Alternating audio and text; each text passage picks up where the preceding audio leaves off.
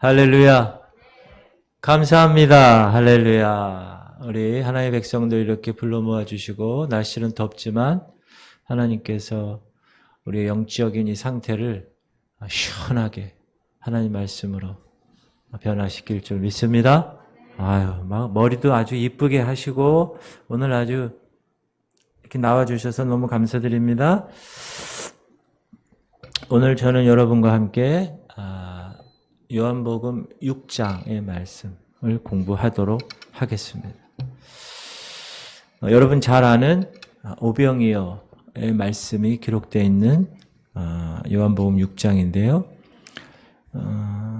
자, 여기 제가 요한복음에는 7가지 표적이 나왔다고 이야기했어요. 그 7가지 표적은 왜 요한이 요한복음에 기록했느냐? 요한복음은 다른 복음서와 달리, 다른 복음서는 그냥 예수 그리스도가 이 땅에 태어나시고 어떻게 사시다가 어떻게 사역하시고 어떻게 올라가셨다라는 것을 그냥 사실 그대로 객관적으로 이렇게 진술한 것이라면, 요한은 하나님이 예수 그리스도 그분을 보내셔서 이 땅에 복음의 거룩함을 펼치셨는데, 그 주인공인 예수 그리스도가 바로 하나님이시다. 사람이 아니라는 거예요.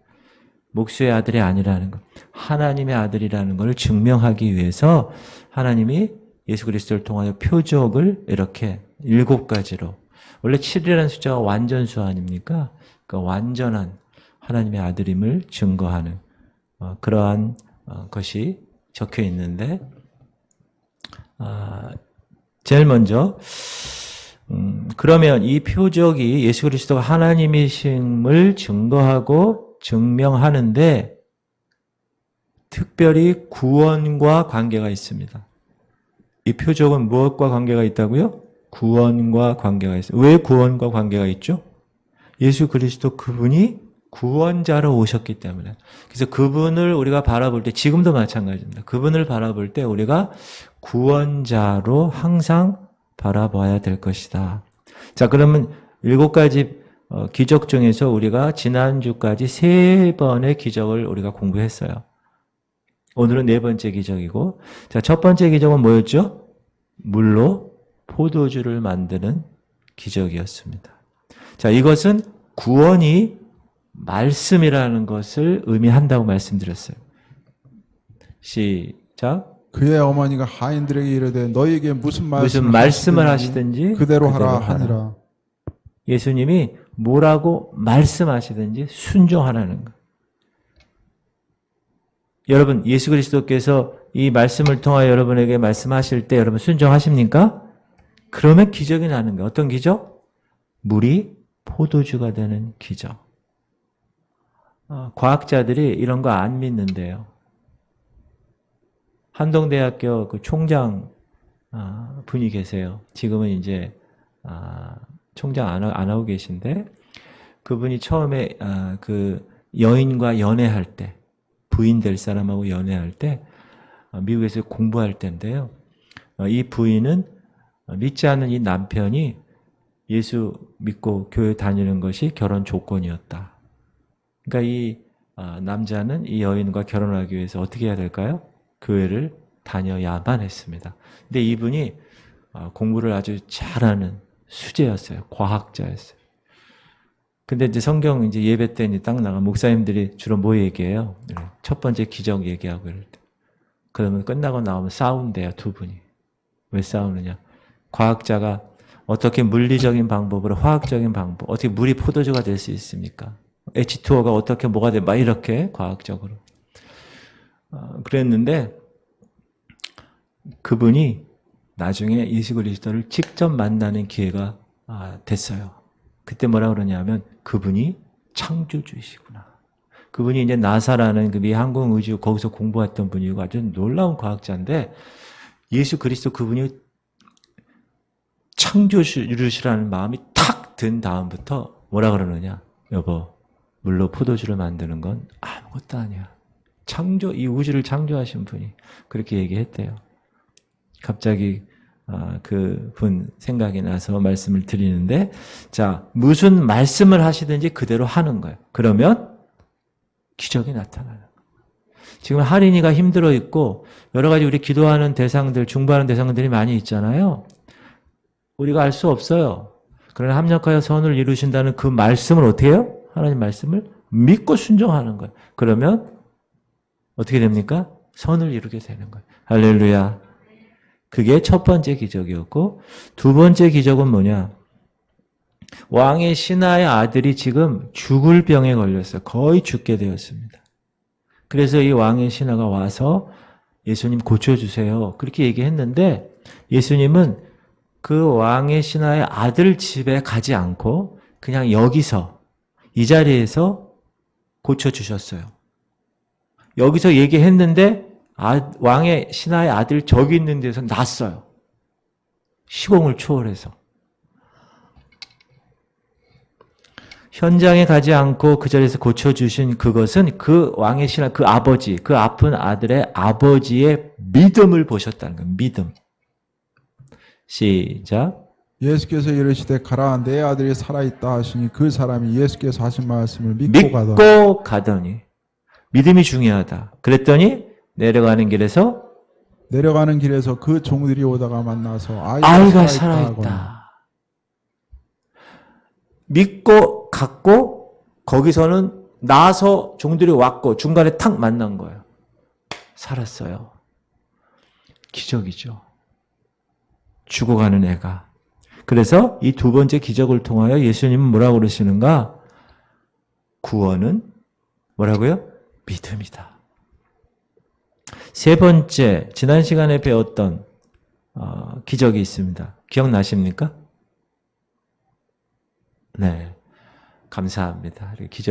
기억이 안 나야 목사가 또 설교를 하니까. 베데스다 연못에서 수많은 사람들이 있었는데 38년 된 병자 한 사람이 나감을 받죠.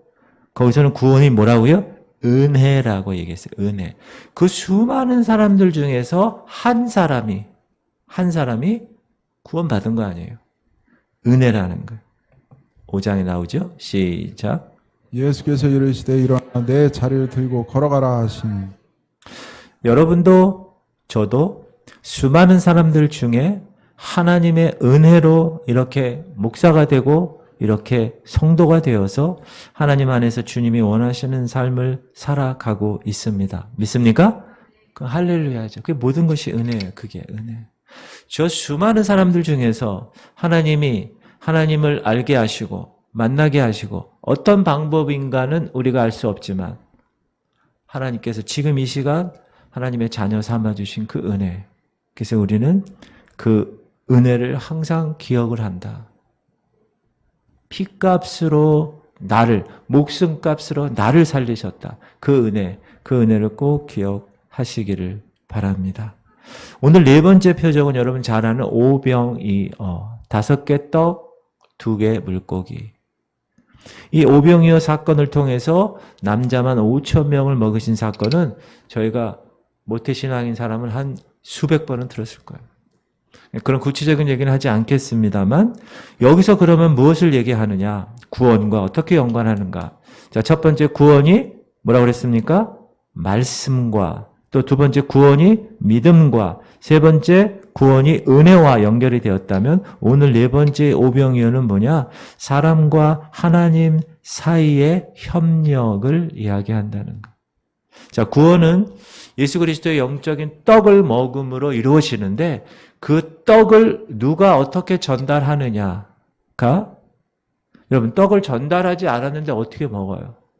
제가 예를 들어서 집에 식사 시간이 됐는데 아내가 밥을 해주지 않으면 제가 어떻게 먹어요? 저는 여러분 요리를 잘 못하는 게 아니라 아예 못합니다. 그래서 저는 만약에 때가 됐는데 밥이 여기 없다. 그럼 저는 어떻게 할 것 같아요, 여러분? 굶습니다. 그래서 이렇게 건강해졌습니다. 자, 보면 오늘 9절 먼저 읽어볼게요. 시작. 여기 한 아이가 있어 보리떡 5개와 물고기 2마리를 가지고 있나이다. 그러나 이것이 이 많은 사람이 어떻게 얼마나 되겠어? 여러분 이 이야기 아시죠? 지금 5,000명 아내와 애들까지 합해서 2만 명 정도 되는 사람들이 지금 먹을 것이 없는데 그걸 돈 주고 살려고 그래도 살 것도 없고 돈도 없고 이런 상황에 있는데 이 많은 사람에게 얼마나 도시락이 어린아이 도시락이 해결되겠습니까? 10절 시작. 예수께서 이르시되 이 사람들로 앉게 하라 하시니 그곳에 잔디가 많은지라 사람들이 앉으니 수가 5천 명쯤 되더라. 11절. 예수께서 떡을 가져 축사하신 후에 앉아있는 자들에게 나눠주시고 물고기도 그렇게 그들의 원대로 주시니라. 12절. 그들이 배부른 후에 예수께서 제자들에게 이르시되 남은 조각을 거두고 버리는 것이 없게 하라 하심으로 이에 거두니 보리떡 5개로 먹고 남은 조각이 12바구니에 찼더라. 자, 예수 그리스도는 떡을 축사하시고 제자들에게 나누어 줬다. 그리고 제자들은 군중들에게 가서 그 떡을 먹였다. 자, 구원과 은혜는 모두 주님께 속한 것입니다. 맞습니까? 맞아요. 구원과 은혜는 주님께 속한 거예요. 왜냐하면 하나님만이 구원과 은혜의 주체이시기 때문에 그렇습니다.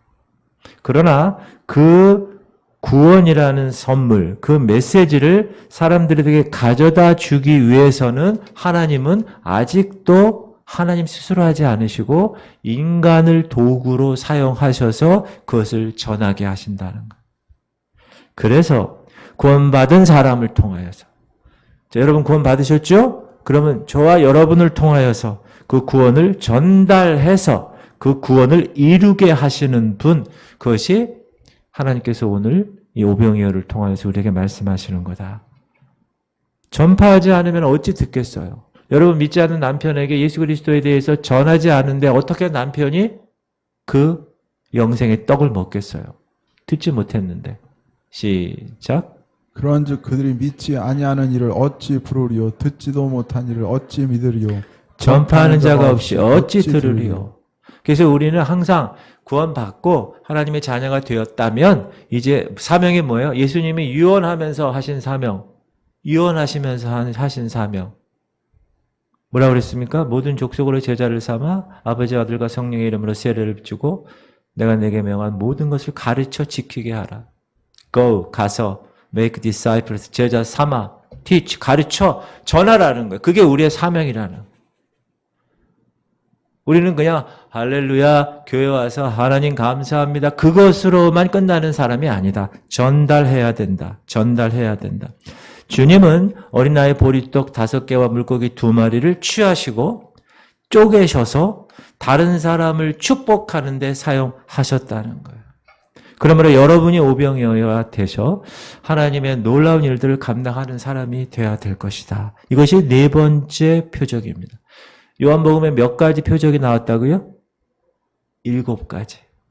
그러면 5번째 표적도 있을 거예요. 그렇죠? 5번째 표적은 뭐냐 하면 폭풍이 막 불고 이럴 때 제자들이 배를 타고 가는데 예수님이 홀로 물 위를 걸어가시고 그 배에 타셔서 두려워하지 말라라고 이야기하는 장면. 여러분 잘 아시죠?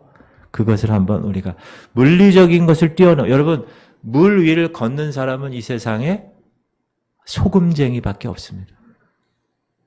소금쟁이는 이 표면 장력, 이 발바닥에 나온 표면 장력으로 물에서 그렇게 막 갔다가. 그러나 물에 걷는 사람은 없습니다. 읽어볼까요? 시작. 이르시되 내니 두려워하지 말라 하신대 이에 기뻐서 배로 영접하니 배는 곧 그들이 가렸던 땅에 이르렀더라. 자, 폭풍 중에서 제자들이 막 두려워하고 있을 때 두려워하지 말라. 나야 나. 이렇게 얘기하시면서 두려움 가운데서 제자들에게 평안을 주었다. 평안을. 자, 구원은 평안을 가져옵니다. 그러면 여러분이 구원받은 백성이라면 여러분 마음 가운데 뭐가 있어야 돼요? 두려워하지 말라. 내니 예수님이 말씀하시는 음성을 들을 수 있어야 돼. 두려워하지 마. 성경에 두려워하지 말라는 말이 얼마나 많이 나오는가 한번 이렇게 찾아봤대요. 어떤 사람이. 근데 365번이 나온대. 그러니까 매일 두려워하지 말라. 여러분 두려워하지 마세요. 6번째 표적은 뭐냐면 소경을 고치셨어요. 여러분 실로암에 가서 씻으라 그래서 고침받은 사람 아시죠? 그 사람에 관한 이야기인데 읽어볼게요. 이 말을 하시고 시작. 이 말씀을 하시고 땅에 침을 뱉어 진흙을 이겨 그의 눈에 바르시고 이르시되 실로암 못에 가서 씻으라 하시니 실로암은 번역하면 보냄을 받았다는 뜻이라. 이에 가서 씻고 밝은 눈으로 왔더라. 네. 자, 소경은 눈에 어떤 문제가 생겨서 앞을 볼 수 없는 사람입니다. 그러므로 어두움 가운데 있는 사람으로 우리가 상징하고 있는데 그 어두움 가운데서 진흙을 이겨 그의 눈에 바르시고 실로암 못에 가서 씻어 어두움 가운데 있던 그 사람을 빛의 사람으로 변화시켰다는 거예요. 그래서 여기서는 구원은 빛을 가져온다는 거예요. 여러분 어둠에 속한 사람이 아니야. 여러분들 구원받았다면. 맞습니까? 그럼 우리는 어둠의 사람들의 행위처럼 삶을 사는 것이 아니야. 우리 열매가. 그렇죠? 육신에 속한 자가 아니기 때문에. 그럼 우리는 어떤 사람이에요? 빛의 자녀이기 때문에 빛의 열매를 맺어야 돼. 성령의 열매를. 그건 당연한 거라고 그랬죠. 제가 계속 말씀을 드렸습니다. 그래서 소경을 고치신 요한복음 9장을 통해서는 구원은 빛이시다. 그 다음에 마지막 나사로를 살리신. 자, 나사로는 완전히 죽은 거예요. 나흘이나 흘렀어요. 시작. 이 말씀을 하시고 큰 소리로 나사로야 나오라 부르시니 죽은 자가 수족을 배로 동인 채로 나오는데 그 얼굴은 수건에 쌓였더라. 예수께서 이르시되 풀어놓아 다니게 하라 하시니라. 죽어서 나흘이 지났습니다. 썩은 냄새가 진동하는 나사로. 그런데 무덤에 있는 그에게 나사로야 나오라 했을 때 나사로가 여기에 다 이렇게 해인 상태로 나왔다는 거예요. 그리고 마르다, 그 동생이 마르다에게 마지막 부활 때 다시 살아날 것을 믿느냐 그랬더니 믿습니다 그런 거예요. 그러니까 마르다 신앙은 부활의 신앙이었다는 거예요. 그랬더니 예수님이 그때 뭐라고요? 그 유명한 나는 부활이요 생명이니 나로 말미암지 않고는 무릇 살아서 나를 믿는 자는 영원히 죽지 아니하리라. 부활의 예수님을 예수님이 심심해서 나사로한테 가가지고 죽은 나사로 가가지고 이렇게 빨리 가면 죽지 않았을 텐데 일단 죽여 놓으시고 그렇게 살리신 거라고요. 이건 의도적인 게 있는 거예요. 나흘이라는 기간은. 왜 그렇게 하셨어요? 예수님이 죽었다가 부활할 것을 이 기적을 통하여서 예증하신 거예요. 보여주신 거라고. 그러므로 여기서는 구원은 생명을 가져온다는 거예요. 죽음을 뛰어넘어 생명을 이렇게 구원에 관한 예수 그리스도의 이 땅에서의 구원자로서의 사역을 이 요한복음은 7가지의 기적을 통해서 이야기를 하고 있습니다. 예수님은 구원은 말씀이고 구원은 믿음이고 구원은 은혜고 구원은 협력이고 구원은 평안이고 구원은 빛이고 구원은 생명임을 나타내시고 자, 저와 여러분은 그 구원의 주인공들입니다. 맞습니까? 그러면 얼마나 감사한 일이에요. 얼마나 귀한 일이에요. 그게. 야, 정말 귀한 일. 여러분은 지금 이렇게 교회 나와서 하나님 말씀 가운데 사는 이 자체가 정말 귀한 거예요. 어디 가서 돈 주고 살 수 없는 거예요. 영적인 눈이 띄어지고 영적인 귀가 열리고 영적인 세계를 바라볼 수 있는 사람은 그 진가를 알아요. 여러분 다이아몬드를 아무도 모르는 사람에게 가서 그냥 이렇게 돌덩이로 봐요. 그러나 진가를 아는 사람은 어떻게 해요? 이야! 다 팔아가지고 그 가치를 사는 거예요.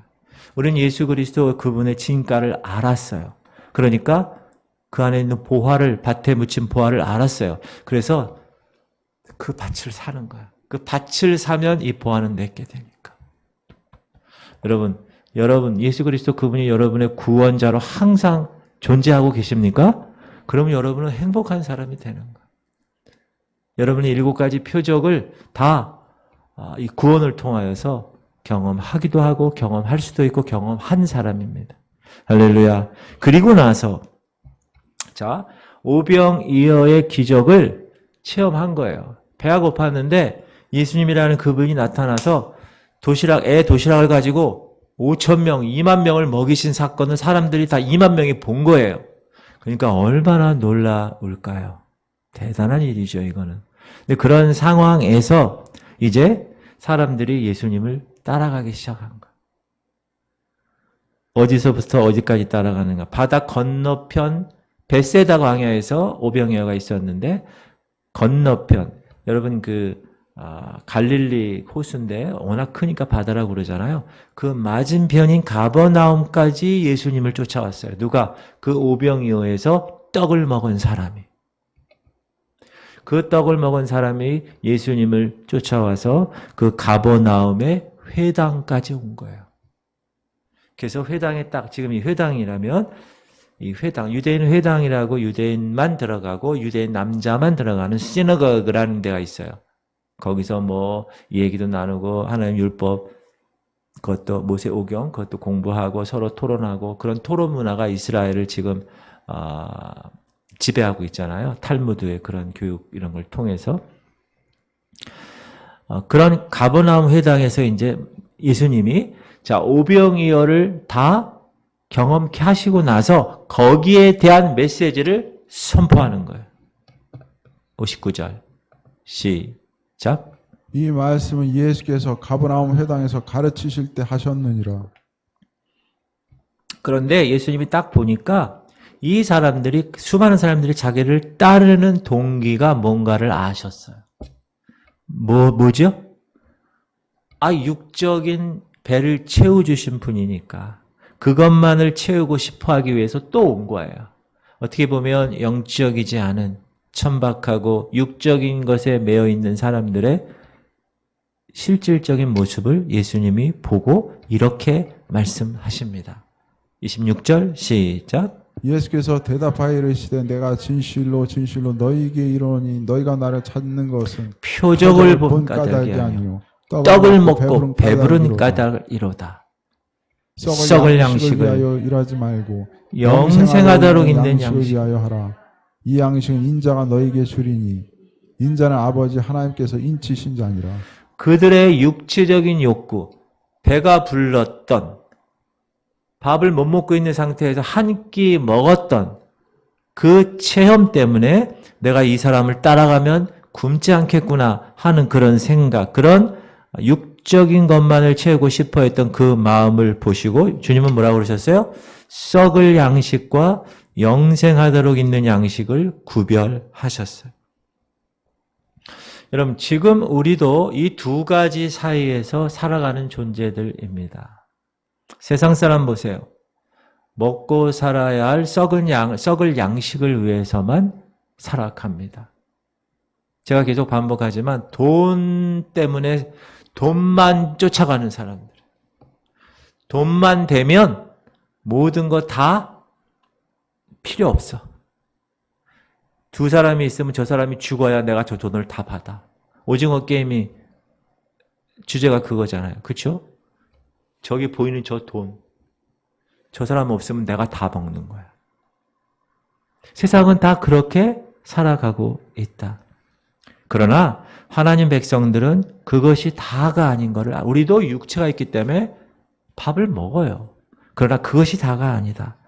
오늘 얘기하는 주님이 말씀하신 27절에서의 영생하도록 있는 양식이 있다는 것을 우리는 알아요. 그래서 그 영적 양식을 구합니다. 말씀으로 영적 영양분을 우리가 계속 섭취합니다. 기도로 영적 친교, 주님과의 친교를 이어나갑니다. 성령 충만함으로 이 땅에서도 저 하늘에 속한 자로 살아가는 사람으로 멋지게 나아가는 거예요. 우리 하느니를 위해서 기도할 때 어떻게 기도하죠? 두 가지. 식도와 식도를 제대로 연결시켜서 밥 먹으면 제대로 위로 들어가게. 기도는 뭐죠? 제대로 그 협착된 것이 이렇게 좀 튀어져서 숨을 제대로 쉴 수 있게. 그 두 가지 우리가 기도하는 것처럼 이 영양 공급. 그래서 하느니가 지금 뭐예요? 영양 공급을 지금 받고 있는 거예요. 계속. 왜? 저 자라나서 그 수술을 할 수 있는 그 체력을 키우기 위해서. 마찬가지로 우리가 영적으로도 이 말씀으로 영적 영양분을 공급받은 사람은 이 땅에 살지만 저 하늘에 속한 자로 영적인 세계에서 승리하며 살아갈 수가 있다라는 것입니다. 그러나 지금 이 본문에서 무리들, 제가 이제 무리라고 이야기할게요. 무리들은 육적인 배를 채운 그것만을 생각하며 예수님을 따랐던 그 무리들은 믿음으로 구원받는 것이 무엇인지를 잘 모르는 사람들입니다. 그래서 예수 그리스도가 그들을 보면서 이 무지한 사람들아 이렇게 얘기해요. 28절 시작. 그들이 묻되 우리가 어떻게 하여야 하나님의 일을 하오리이까? 예수께서 대답하여 이르시되 하나님께서 보내신 일을 믿는 것이 하나님의 일이니라 하시니. 네, 하나님께서 보내신 이 누구죠? 예수님이야. 자기 자신. 바로 그 사람들 앞에 있는 나를 믿어. 여기서 핵심은 믿는 거예요. 믿는 거. 너희들이 믿지 못하는구나. 이야기하면서 자, 예수님은 그 무리들이 이제 오병이어 사건을 통하여 육체적인 어떤 자기의 니드, 필요를 공급받은 것, 그것으로 인하여 자기들이 쫓아온 것, 그것에 대해서 말씀하고 싶은 거예요. 야, 너희들 떡 먹었잖아, 아까. 그러나 그 떡이 아니라 은혜의 떡인 나, 생명의 떡인 나를 너희들이 먹어야 해. 그런데 그 떡은 어떻게 먹니? 믿음으로 받고 먹는 거야. 라는 핵심적인 메시지를 전하고 싶으신 거예요, 지금. 그래서 먼저 그 오병이어의 사건을 경험케 한 거라는 거예요, 그 사람들에게. 그러나 그들은 계속 예수님에게 표적을 좀 보여줘요. 왜? 표적을 봤으니까. 오병이어의 그 표적을 봤으니까. 계속 표적을 요구한다. 30절 시작. 그들이 묻되 그러면 우리가 보고 당신을 믿도록 행하시는 표적이 무엇이니까? 하시는 일이 무엇이니까? 그래서 예수님이 쉽게 얘기해 줘요. 시작. 기록된 바 하늘에서 그들에게 떡을 주어 먹게 하였다 함과 같이 우리 조상들은 광야에서 만나를 먹었나이다.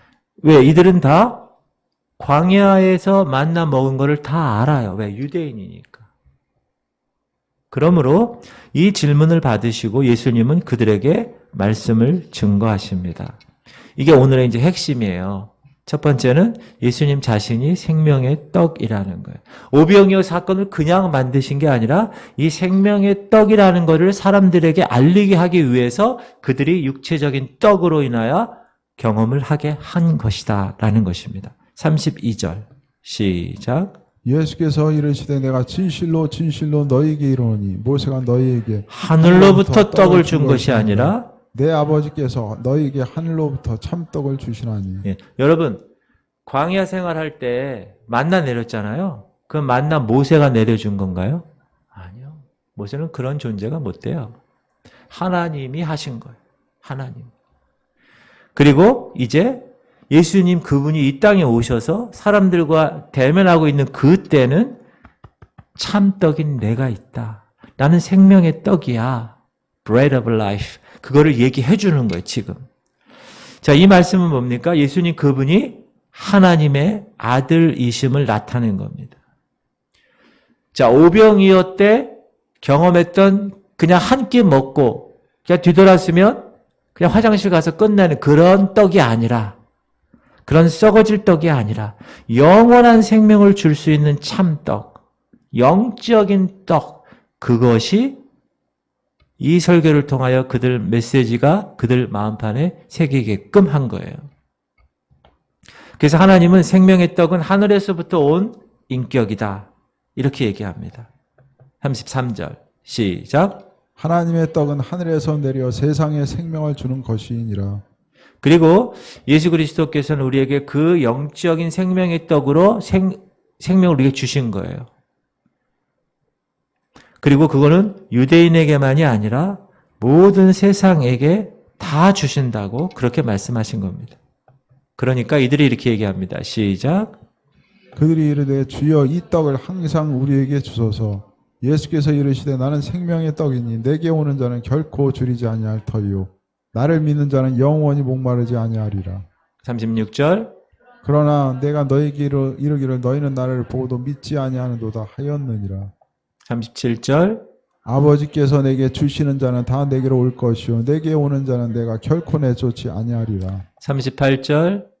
내가 하늘에서 내려온 것은 내 뜻을 행하려 함이 아니요 나를 보내신 이의 뜻을 행하려 함이니라. 자, 그런데 그 생명의 떡을 받는 방법은 뭐였습니까? 와서 취하는 거예요.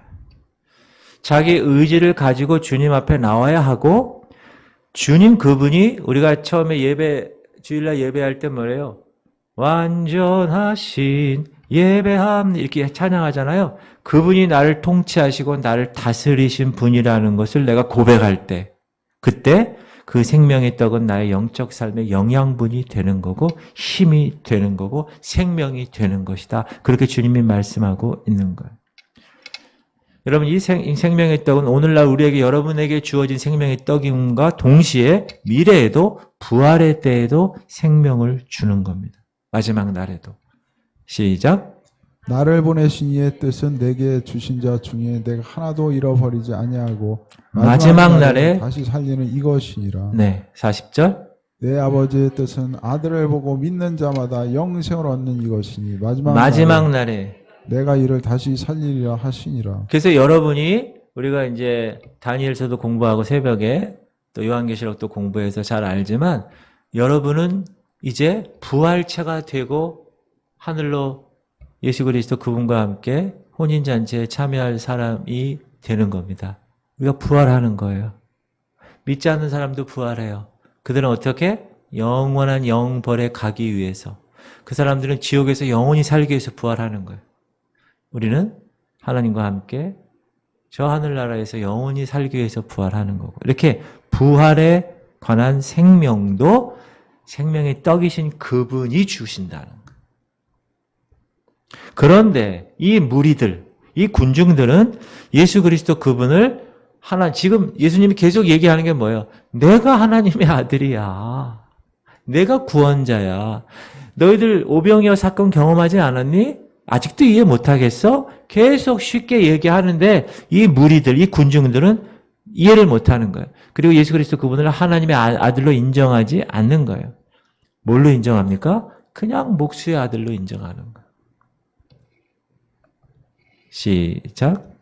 자기가 하늘에서 내려온 떡이라 하심으로 유대인들이 예수에 대하여 수군거려 이르되 이는 요셉의 아들 예수가 아니냐. 그 부모를 우리가 아는데 자기가 지금 어찌하여 하늘에서 내려왔다 하느냐. 이렇게 예수 그리스도 그분이 스스로 자기의 복음을 말씀하시는데 그들은 영적인 눈이 가려져 있어서 그것을 알 수 없고 알지도 못한다. 니고데모 같은 경우가 되는 거죠. 자, 그럼 우리가 잠시 만나와 예수님에 관계되는 비교를 한번 공부해 보도록 하겠습니다. 자, 만나는 하루 24시간 중에 언제 내렸나요? 밤에 내렸어요. 자, 예수님은 이 땅에 언제 오셨나요? 모든 죄악이 사람들이 어두움에 있을 때 하늘로부터 오셨어요. 자, 만나는 내렸을 때 땅이나 이런 것으로 인해서 만나가 더럽혀졌을까요? 그렇지 않았어요. 예수님 그분도 더럽히짐이 없는 죄가 없는 존재로 이 땅에 오셨어요. 죄인과 구별됐어요. 그분은 동정녀 마리아에게 성령으로 인하 잉태됐기 때문에 죄성이 없으세요. 자, 만나는 그 모양이 어떻다고 그러냐면 작았다고 그랬어요. 예수님은 베이비로 겸손하게 마구간에서 말 밥통에 태어나셨습니다. 겸손하게. 이 땅의 왕이시고 King of Kings, 이 땅의 주 대신 Lord of Lords, 그러나 그냥 그렇게 천하게 오셨어요. 그 다음에 만나는 둥글다고 그랬습니다. 작고 둥글고, 이 둥글음을 예수님의 그 영원성을 이야기합니다. 세 번째 만나는 하얗다고 그랬어요. 이 하얀 거는 예수 그리스도의 순결, 죄 없음을 이야기합니다. 자, 그 다음에 만나는 맛이 어땠다고요? 달았다고 그랬어요. 달았다고. 예수 그리스도는 자기를 믿는 자들에게 꿀과 송이꿀보다 더 단 존재로 다가오십니다. 그래서 여러분이 말씀을 읽을 때나 예수 그리스도와 함께 친교할 때 여러분이 막 힘들고 불평하고 그러지 않아요. 너무너무 좋아요. 여러분 뭐 단 게 좋아요? 쓴 게 좋아요? 당연히 단 게 좋죠. 저는 단 걸 되게 좋아합니다. 그래서 음식 뭐 하고 뭐 이렇게 만들 때 제가 아내에게 요구하는 게 있어요. 좀 설탕 좀 더 쳐. 뭐. 이게 좀 달달하게 먹어야 맛있지. 전 라면을 끓일 때도 제가 끓이는 라면은 양파를 하나를 그냥 탁 써서 넣습니다. 그러면 라면이 달달하고 맛있습니다. 자, 여러분 하나님의 말씀이 달달하고 달콤하십니까? 그럼 여러분 제대로 하나님 말씀 맛을 알고 있는 거예요. 근데 벌써 이 시간 공동체 성경 읽기 오늘 여러분 이러면 달콤한 게 아니에요. 그거는 여러분 음식 드실 때 편식하는 거 있잖아요. 그런 거나 마찬가지. 그러면 되지 않는다. 그리고 만나의 목적이 뭐예요? 사람들에게 취해야 되고 사람들에게 먹혀야 돼요. 맞죠? 예수 그리스도도 마찬가지입니다. 사람들에게 영접이 돼야 되고 사람들에게 소유가 되어져야 돼요. 자, 만나는 하늘에서 내릴 때 하루에 5,000원 이렇게 계산해서 내렸나요? 한 달에 15만 원 이렇게? 아니에요. 값없이 공짜로 내렸습니다. 예수 그리스도도 마찬가지입니다. 세상에 대해서 우리가 구원받은 거 여러분 돈 내고 구원받으셨나요? 공짜로 값없이 하나님의 선물. 너희가 그 은혜를 인하여 믿음으로 말미암아 구원을 얻었나니 그것은 너에게 난 것이 아니오 오직 하나님의 선물이라. 그러면 뭐 한다고요? 자랑할 수가 없어. 겸손하게 그냥 구원받은 자로 살아가는 거야. 그 다음에 만나는요. 거기 100명이 있었다. 예를 들어서 그럼 100명에게 모자라게 왔을까요? 딱 맞게 왔을까요? 넉넉하게 왔을까요? 넉넉하게 왔죠. 예수님 그분도 모든 사람들을 위해 충분하게 모든 것을 다 우리에게 허락하신 분이십니다. 자, 만약 만나를 줍지 않으면 어떻게 될까요? 거기 아침에 딱 일어나면 여기 만나가 내렸는데 만나를 만약에 안 주어. 그럼 어떻게 될까요? 만나가 사람들이 왔다 갔다 밟히게 되겠죠.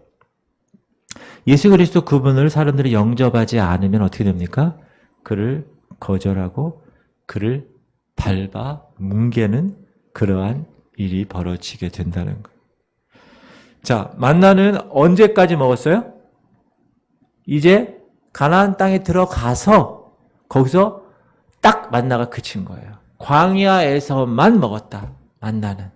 자, 예수 그리스도 그분은 하늘 가는 그 순례자의 길. 우리가 언제까지 가야 돼요? 하늘나라에. 주님 오시는 날까지. 그때까지의 양식이에요. 할렐루야. 야, 만나가 이런 또 비밀이 있었네. 라고 생각할 수 있죠. 자, 그러면 이제 회당에서 오병이어 기적을 경험한 사람들과 함께 예수 그리스도께서 그분들을 놓고 설교하시는데 첫 번째 메시지는 뭐라고요? 나는 생명의 떡이야. 이렇게 얘기하셨고 두 번째 메시지는 이제 구원에 관한 것을 말씀하십니다. 순서를 얘기하는데 43절 시작. 예수께서 대답하여 이르시되 너희는 서로 수군거리지 말라. 나를 보내신 아버지께서 이끌지 아니하시면 아무도 내게 올 수 없으니 오는 그를 내가 마지막 날에 다시 살리리라. 네. 자, 잃어버린 죄인은 하나님 찾을까요? 찾지 않습니다. 따라서 하나님께서 구원을 함께 처음에 시작하게 하시는 겁니다. 자, 구원은 하나님과 함께 시작됩니다. 44절에 나를 보내신 아버지께서 이끌지 아니하시면 아무도 올 수 없어 예수님에게. 그러므로 이것을 선택, 에베소서 1장에 보면 선택, 일렉션, 뽑는 거예요. 하나님이 우리를 뽑아 주셨으니까 우리는 하나님의 자녀가 되었다라는 선택의 교리와 이어지는 그러한 내용인데 구원은 하나님과 함께 시작됩니다. 이 얘기를 왜 하냐면 여러분 어떤 사람에게 어떤 분이 정말 전도하면서 얼마나 많은 시간을 투자하고 기도하고 이랬어요. 그런데 그 사람이 죽을 때까지 구원받는 그 길에서 거절해요. 그럼 우리가 목사인 저가 어떻게 생각하냐면 그 사람은 하나님께서 택하지 않은 사람이구나. 이렇게 얘기를 할 수가 있어요. 하나님이 택한 그 사람들 중에서 우리가 이렇게 구원받은 자로, 자, 하나님의 선택이 있고 그 선택에 대한 여러분의 자유의지를 통한 여러분이 예수 그리스도 그분을 나의 구주로 모신다는 그러한 것이 있을 때 구원이 완성되는 겁니다. 그러므로 그러한 하나님과 함께 시작된다는 것을 오늘 이야기하십니다. 나를 보내신 아버지께서 이끌지 아니하시면 아무도 내게 올 수 없어. 그러면 어떻게 사람들을 예수 그리스도께로 이끄시는가? 하나님이 말씀을 사용한다는 거야. 말씀. 45절 보면 시작. 선지자의 글에 그들이 다 하나님의 가르치심을 받으리라.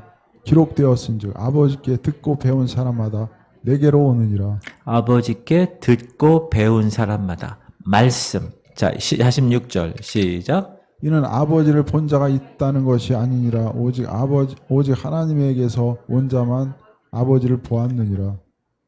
진실로 진실로 너희에게 이르노니 믿는 자는 영생을 가졌나니 내가 곧 생명의 떡이니라. 너희 조상들은 광야에서 만나를 먹었어도 죽었거니와 이는 하늘에서 내려오는 떡이니 사람으로 하여금 먹고 죽지 아니하게 하는 것이니라. 자, 오병이어를 통한 육적인 떡은 며칠 동안, 아니죠. 며칠도 안 되죠. 한 끼니까 한 나절만 배부름과 잠시 동안의 생명을 유지시킬 뿐입니다. 그 사람들에게 얘기하는 거예요. 그러고 나면 우리가 오늘 저녁 먹으면 내일 뭐 먹어야 돼요? 아침을 먹어야 되죠. 그 떡을 또 취해야 돼요. 그렇게 살다가 시간이 가고 그렇게 살다가 세월이 가고 그렇게 살다가 죽는 거예요. 우리의 육적인 삶은. 그러나 영적인 떡, 예수 그리스도 그분을 받아들이면 영원한 생명을 준다.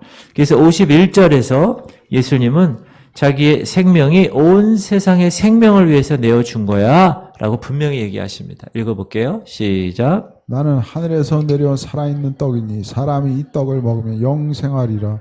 내가 줄 떡은 곧 세상의 생명을 위한 내 살이니라 하시니라. 네. 그래서 하나님은 예수 그리스도를 이 땅에 보내실 때 그 생명의 떡을 먹이시기 위해서 이 땅에 오셨고 예수님은 세상의 생명을 위해서 십자가에서 값을 치르신 거예요. 그런데 군중들은, 이 무리들은 어떻게 생각하는가? 살을 먹으라 하니까 생명을 위한 내 살이야. 살을 좀 먹어. 그러니까 어떻게 됐나요? 시작. 그러므로 유대인들이 서로 다투어 이르되 이 사람이 어찌 능히 자기 살을 우리에게 주어 먹게 하겠느냐. 군중들, 이 무리들이 반발한 이유는 뭐냐면 이 유대 율법에는 이 사람의 몸을 먹는 거는 저촉이 되기 때문에 그렇습니다. 자, 아까도 얘기했지만 니고데모처럼 영적인 것과 육적인 것을 분별하지 못하는 무리들이라는, 혼동하고 있는 것. 왜 그렇게 혼동할까요? 영적인 눈이 띄어지지 않았어요. 여러분, 제가 계속 이 교회 와서 강조하는 것 중에 하나가 영적인 세계에 관해서 얘기하죠. 예수 그리스도를 처음에 구세주로 만나 구원의 삶을 시작하는 그 순간부터 뭐가 시작됐다고요? 영적 전쟁이 시작됐다고 그랬어요. 그전에는 영적 전쟁터가 아니에요. 그냥 사단의 진노의 자녀로 있기 때문에 그냥 사는 거예요. 그러나 우리가 이제 자리를 진노의 자녀에서 사망의 자리에서 생명의 자리로 예수 그리스도의 자녀로 옮긴 그 순간부터는 이 사단이 가만두지 않는다고 그랬어요. 그래서 우리 영적 전쟁이 시작됐다고 그랬습니다. 그런데 영적인 눈이 열린 사람은 지금 보여져가는 이 현상이 있죠? 본질이 영적인 건데, 영적인 본질을 바라볼 수 있는 사람은 현상을 바라볼 수 있는 거예요. 모세가 여기서 손을 들고 중보기도 하고 있는 거는 본질이에요. 현상은 뭐예요? 저기서 여호수아가 아말렉 군사와 싸우고 있는 거 현상이에요. 손을 올리면 이기는 거예요. 이게 본질이 올리면 이기는 거고 본질이 내리면 현상은 지는 겁니다. 그러면 여러분이 영적인 삶에 여러분이 주어지는 여러 가지 많은 삶 가운데 여러분의 영안이 열려서 이것이 영적으로 어떻게 풀 것인가, 내가 영적으로 어떻게 반응해야 될 것인가를 꼭 기억하시고 생활을 하셔야 됩니다. 그래야 영적인 전쟁터에서 승리하는 거예요. 그렇지 않으면 맨날 패배. 제가 항상 말씀드렸잖아요. 그렇죠? 패배하는 교회, 전투 중인 교회, 승리하는 교회. 이 세 번째 교회, 지구촌 선교교회가 승리하는 교회가 돼야 된다. 그러기 위해서는 여기가 이곳이 영적 특공대 훈련소가 돼야 된다. 그래서 항상 기상하면 일어나고 출동하면 튀어나가서 준비하고 있어야 된다. 제가 공군 나왔다고 그랬죠? 공군의 알라트 3분 대기죠. 비상시 스크램블 걸리면 정비사와 조종사가 튀어나가서 이 최첨단 전투기가 공중에서 공격할 태세가 3분 내에 해야 되는 거예요. 우리는 영적인 알라트에서 지금 대기하고 있는 영적 군인들이라고요. 그러므로 여러분이 스크램블이 걸리면 어떻게 해요? 이 훈련소에서 훈련 잘 받아가지고 특공대로 가서 다 싸워서 섬멸시킬 수 있어야 돼. 할렐루야. 제가 이런 영적 전쟁 얘기하면 목사님이니까 그렇게 하시죠. 여러분 그렇지 않습니다. 성경에 영적 전쟁은 목사만 이렇게 하라는 구절 찾아보세요. 없어요. 하나님의 사람은 다 그렇게 해야 되는. 목사님이니까 아니에요. 다 똑같아. 여러분들도 그렇게 하셔야 돼. 이렇게 영적인 눈이 열리지 않았기 때문에 이 무리들과 이 군중들은 그렇기 때문에 지금 이 구원에 관한 진도가 나가지 않는 거예요.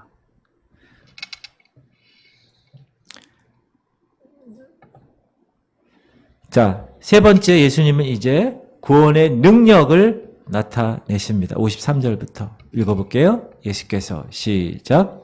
예수께서 이르시되 내가 진실로 진실로 너희에게 이르노니 인자의 살을 먹지 아니하고 인자의 피를 마시지 아니하면 너희 속에 생명이 없느니라. 내 살을 먹고 내 피를 마시는 자는 영생을 가졌고 마지막 날에 내가 그를 다시 살리리니 내 살은 참된 양식이요 내 피는 참된 음료로다. 내 살을 먹고 내 피를 마시는 자는 내 안에 거하고 나도 그의 안에 거하나니 살아계신 아버지께서 나를 보내심에 내가 아버지로 말미암아 사는 것 같이 나를 먹는 그 사람도 나로 말미암아 살리라. 이것은 하늘에서 내려온 떡이니 조상들이 먹고도 죽은 그것과 같지 아니하여 이 떡을 먹는 자는 영원히 살리라. 제가 새벽기도나 수요일 금요일날 이렇게 하나님 말씀을 많이 읽잖아요. 그 이유가 뭐냐면 여러분 언제 하나님 말씀 읽겠어요? 그러니까 이곳에 왔을 때 한 절이라도 더 읽게 하려고 제가 그렇게 하는 거예요. 그러니까 여러분들 왜 저 목사님 저렇게 말씀을 저렇게 그냥 좀 졸라 그러면 읽으라고 그러고 졸라 그러면 그렇게 생각하면 안 됩니다. 다 깊은 뜻이 있습니다. 참새가 봉황의 뜻을 어찌 알리요? 할렐루야. 자, 지금 예수님은 진짜로 육신의 예수 그리스도의 살을 먹고 그의 피를 마시는 것을 말하고 계시는 걸까요? 아니죠. 식인종도 아닌데. 예수님은 문자적으로 말씀하시는 것이 아니에요. 영적으로 말씀하신 거예요. 그러면서 63절에 살리는 것이 영이다. 시작. 살리는 것은 영이니 육은 무익하니라. 내가 너에게 이른 말은 영이요 생명이라. 내가 너에게 이른 말은 영이요 생명이라. 다시 얘기하면 사람이 그리스도 예수의 살을 먹고 그의 피를 마신다는 그 뜻은 성령에 의해 가르침을 받은 것으로서 그 말씀을 받아들임이 곧 그리스도를 먹고 그리스도를 마시는 것이다 라고 얘기하는 거예요. 여러분 지금 예수님은 성찬에 관한 얘기하는 거 아닙니다. 지금 성찬에서 떡 먹고 잔 마시는 그걸 얘기하는 거 아니에요. 캐톨릭에서 미사에 관해 말씀하시는 게 아니에요. 성찬은 예수님이 뭐라 그랬냐면 기억하라 그랬어요. 기념하라. Remember me. 나를 기억해. 이걸 갖고 내 피와 살을 기념하라는 거지 그거 자체가 생명을 줍니까? 생명을 주지 않아요. 그럼 맨날 미사하는 거예요. 캐톨릭에는 구원이 없는 거예요. 여러분. 나중에 캐톨릭 안에서 제가 한번 심도 있게 말씀을 드릴 텐데 지금 주변에 캐톨릭 성당 다니고 있는 사람들한테 가가지고 얘기하셔야 돼요. 강력하게. 그러나 예수 그리스도 그분은 살아계신 말씀이나 living word, 살아계신 말씀이라는 우리를 위해서 육체가 되신 분이라는 것. 우리가 요한복음 1장 1절 시작. 태초에 말씀이 계시니라. 이 말씀이 하나님과 함께 계셨으니 이 말씀은 곧 하나님이시니 그분이 하나님이시라는 거예요. 말씀으로. 그리고 그분이 어떻게 되셨어요? 시작. 말씀이 육신이 되어 우리 가운데 거하심에 우리가 그의 영광을 보니 아버지의 독생자의 영광이요 은혜와 진리가 충만하더라. 성경 기록된 말씀이죠? 근데 우리가 하나님에 대해서 예수님에 대해서 알려면 어떻게 해야 합니까? 여러분 성경 안에 다 있는 거예요. 그러니까 여러분이 말씀을 통해서 하나님이 이런 분이구나. 우리가 말씀을 왜 외우고 말씀을 계속 묵상하고 그래요? 그분을 사랑하고 그분이 목숨값으로 우리를 살려주셨으니까 그분에 대해서 더 잘 알고 또 그분이 하라고 하는 그것을 위해서 우리가 알아야 되니까 읽고 우리가 공부하는 거잖아요. 그래서 예수님은 성경을 통해서 예수님 자신에 대해서 이제 계시하시는 거예요. 드러내 주시는 건데 그분은 거룩한 분이야. 그분은 진리야. 그분은 빛이야. 그분은 생명을 주신 분이야. 그분은 거듭나게 하시는 분이야. 그분은 영원한 분이야. 그분은 하나님의 능력이 되시는 분이야. 이렇게 그분이 말씀을 통하여 우리에게 일러주고 있다. 그래서 오늘 이 요한복음 오늘 이 6장은 이 오병이어라는 걸 통해서 육신의 음식을 취함으로 그들의 모든 욕구가 충족된 것처럼 영적인 하나님의 생명의 떡인 예수 그리스도 그분을 취했을 때 우리의 모든 영적인 니드, 필요는 욕구는 다 해결되는 것이다. 그것이 결론이라는 거예요. 그래서 그 사람이 그 마음에 하나님 말씀을 받아들이면 예수님을 받아들이는 거예요. 예수님이 뭐라고 그랬어요? 나는 길이요 진리라고 그랬잖아요. 생명이라고. 그래서 그분을 받아들이는 게 돼야 하는 거예요. 그래서 우리가 이 말씀을 취한다는 건 뭐예요? 그분의 살을 우리가 먹는 거예요. 그리고 마태복음에 보면 뭐라고 나옵니까? 사람이 떡으로만 살 것이 아니오 오직 하나님 입에서 나오는 모든 말씀으로 살 것이다. 이렇게 얘기하고 오늘 51절에서도 아까 나는 산 떡이다. 이렇게 말씀하시는 거예요. 그런데 이렇게 얘기하고 있는데 회당에서 가버나움 회당에서 그 많은 사람들과 얘기하고 있는데 그 무리들, 그 군중들은 이해하지 못했다. 이해할 수 없었다. 안타깝게도. 근데 그 중에 제자들도 있었을 거 아니에요. 제자 베드로가 그 의미를 파악한 거예요. 그래서 68절에 이렇게 이야기합니다. 시작. 시몬 베드로가 대답하되 주여 영생의 말씀이 주께 있사오니 우리가 누구에게로 가오리이까? 영생의 말씀이 주님께 있다는 거예요. 그래도 베드로가 제일 나아요. 뭐라 그래도. 그러나 다른 사람들의 반응은 더 이상 예수님과 함께 하려 하지 않았다. 왜? 이해할 수 없었으니까. 60절 시작. 제자 중 여럿이 듣고 말하되 이 사람은 어렵도다. 누가 들을 수 있느냐 한데 예수께서 스스로 제자들이 이 말씀에 대하여 수군거리는 줄 아시고 이르시되 이 말이 너희에게 걸림이 되느냐. 자, 오병이어를 통해서 육신의 필요를 공급받은 백성들 남자만 5천 명, 다 합쳐서 2만 명의 엄청난 숫자의 군중들. 그러나 하나님의 아들 참 생명의 떡이신 예수 그리스도를 발견하고 예수가 그리스도임을 고백하고 깨달은 사람은 그 수많은 군중 중에 없었다. 단지 베드로와 제자들 뿐이었다. 사랑하는 성도님들, 우리가 이렇게 구원받고 그러므로 하나님의 사람으로 이 땅에서 살아가는 것은 정말 귀한 일이다. 그걸 또 한 번 제가 강조해서 말씀드립니다. 세상의 많은 군중들은 예수님이 지금 코앞에서 얘기함에도 불구하고 믿지 않았고 따르지 않았다. 그러나 우리는 예수님이 돌아가시고 승천하셔서 저기 올라가셨는데도 불구하고 이 하나님의 말씀을 통하여서 그리스도를 주라 고백하며 예수를 그렇게 생활하며 사는 사람들 보면 우리는 이 유대인의 이 복음서에 있는 이 사람들보다 믿음이 더 좋은 것 같아요. 보지도 않고 이렇게 믿으니까. 할렐루야. 그들은 바로 코앞에서 예수 그리스도 그분이 얘기하는데도 아이고 하나님의 아들 아닌 것 같아. 목수의 아들 아니야? 요셉의 아들? 이렇게 얘기한 거 얼마나 안타깝습니까? 그러므로 우리가 생명의 떡인 그분을 취했다라는 것은 은혜 중에 은혜라는 것. 그걸 꼭 기억하시고 생명의 떡을 아직 취하지 못한 사람에게 여러분들이 전하는, 그래서 그들로 하여금 영적으로 기아 상태, 완전히 죽은 상태, 아사 상태에 있는 사람들을 살려내는 그 일을 여러분이 하시게 될 겁니다. 그것이 여러분의 사명이에요. 할렐루야. 하나님은 그 사명을 우리를 통하여 이루고 싶어 하세요. 여러분을 통하여 이루고 싶어 한다니까요. 믿지 않는 남편, 또 믿지 않는 친구, 여러분을 통하여서 그 생명의 떡을 공급하기를 원하십니다. 그러므로 준비하고 계셔야 돼요. 아셨죠? 네, 언제든지 대답할 것을 항상 나 예수님 때문에 이렇게 살아. 이렇게. 온유함과 두려움을 가지고 그렇게 말씀할 수 있는 준비된 사람들 되시기를 주 이름으로 축원드립니다. 이제는 우리 주 예수 그리스도의 무한하신 은혜와 하나님 아버지의 극진하신 사랑하심과 성령님의 감동과 충만 교통 이루하심이 생명의 떡이신 그분을 매일매일 취하고 섭취하여서 하나님의 거룩한 영적 전사로 성장해서 주님이 하라고 하시는 그 미션을 잘 수행하고 그렇게 해서 결단하며 이 자리를 떠나는 하나님의 백성들 머리 위에 이제부터 영원토록 함께 하시기를 간절히 축원하옵나이다. 아멘.